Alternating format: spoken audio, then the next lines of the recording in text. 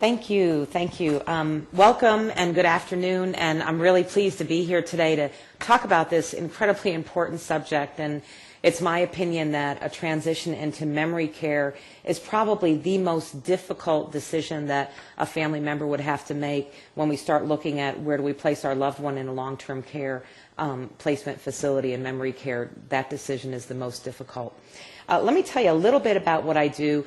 I oversee the healthcare operations within Air Force Village's continuing care retirement community, and that includes skilled nursing facilities, it includes assisted living, home health, and hospice, and it also includes Freedom House. And Freedom House is a 72-bed Alzheimer's assisted living facility.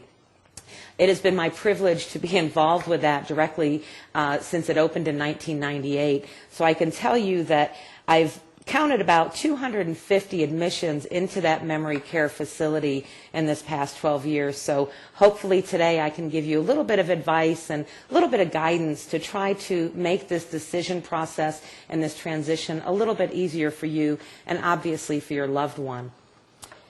I'm going to talk about three entities today that are involved in this process. Of course, there is the person that is diagnosed with dementia, there is the family or the decision makers, the responsible party, and then there's the facility that has been selected into which you are moving your loved one into.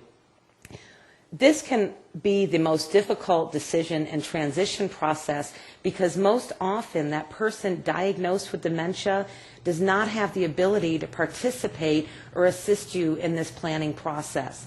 Why is that? Dementia, unfortunately, leaves that person with very little, if any at all, insight into what their own deficits are.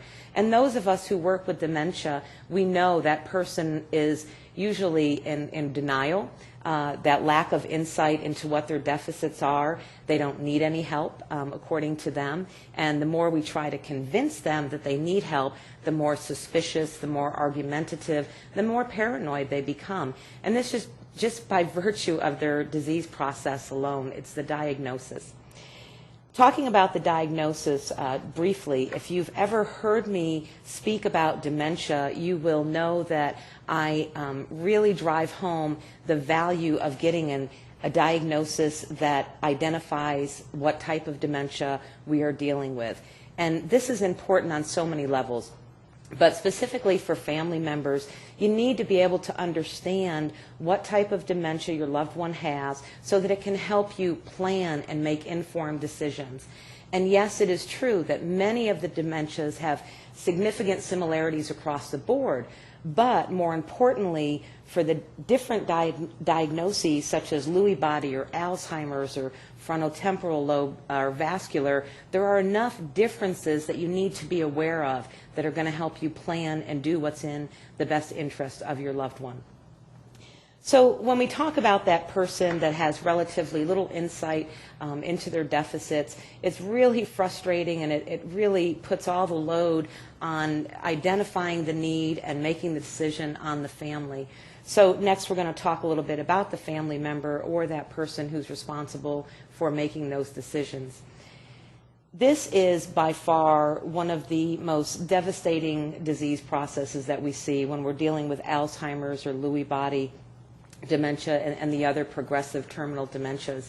And a lot of times the family member, they're also caught up in different family dynamics.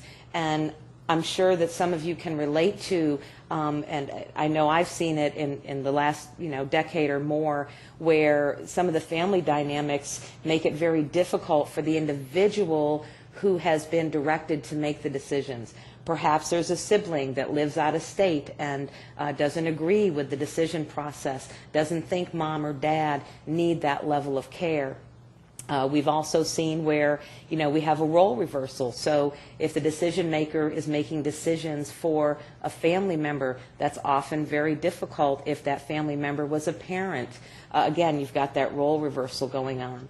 Or if there's a spouse who needs to make a decision for their loved one, that's really hard to let go of. There's a lot of emotions that are involved and a lot of things going on with that decision-making process that just complicate things. But we really have to look at what is in the best interest of the person with that dementia. it's impossible to think that any one person can provide the services that that individual needs 24 hours a day, 7 days a week, 365 days a year. That is a huge task, and it's going to affect the physical and mental well-being of that care provider. On occasion, I have seen where an individual diagnosed with dementia, perhaps it's very early stage Alzheimer's, perhaps it's a vascular dementia, but on rare occasions I have seen individuals that have been diagnosed actually take part in that decision-making process and that planning process. They still have enough insight, they are in tune to things are going wrong, and they start having very open conversations with their family members and making that decision. When that happens, I'm just going to throw this advice out there. If that occurs, family members, you need to take advantage of that, because as the disease progresses, that's going to be lost. So if you do have those rare cases where the individual themselves start identifying they need more services, you need to jump on that and take advantage of it. Next, I want to talk about the facility itself. Obviously, if we're looking at and we're talking about transitioning into memory care, we're talking about transitioning into a facility. So most likely it's going to be perhaps an assisted living that specializes in memory care, or you may actually need a long-term care facility, again, that specializes in memory care. That facility, just by virtue of performing dementia care specifically, is going to be flexible. Flexibility is key in any successful memory care unit or home or household or facility or whatever name you want to tag onto it. But flexibility is the key. That facility knows what a transition process takes, and they are going to go ahead and ensure that the staff are all on board. We know when the new person is moving in. We know their needs. We know their wants. We know their likes. We also know of any issues that the family's made us aware of, so we can try and guide and reduce any additional anxiety or unwarranted anxiety. So the facility really plays a key role in this as well. It's all about communicating and working together as a team, again, focusing on what is in the best interest of that individual. In my career so far, I have been asked 2 questions more than any other. And I'm sure if you're a family member watching this today, you may have this question, ready to post it. And these are the $2 million questions. The first one is, when do I know it's time to transition my loved one into memory care? The second one is, do I tell my loved one that this is what we're doing? I will tell you that I have the answer to the first question. I don't have an answer to the second question. The first question is, how do I know? When do I know? When is the time for me to start looking at this transition? Let me start off by saying perhaps your loved one already resides in an assisted living facility, but they don't perform memory care programming. That answer is going to be made for you by the facility itself, because they're going to identify that they can no longer meet this person's needs.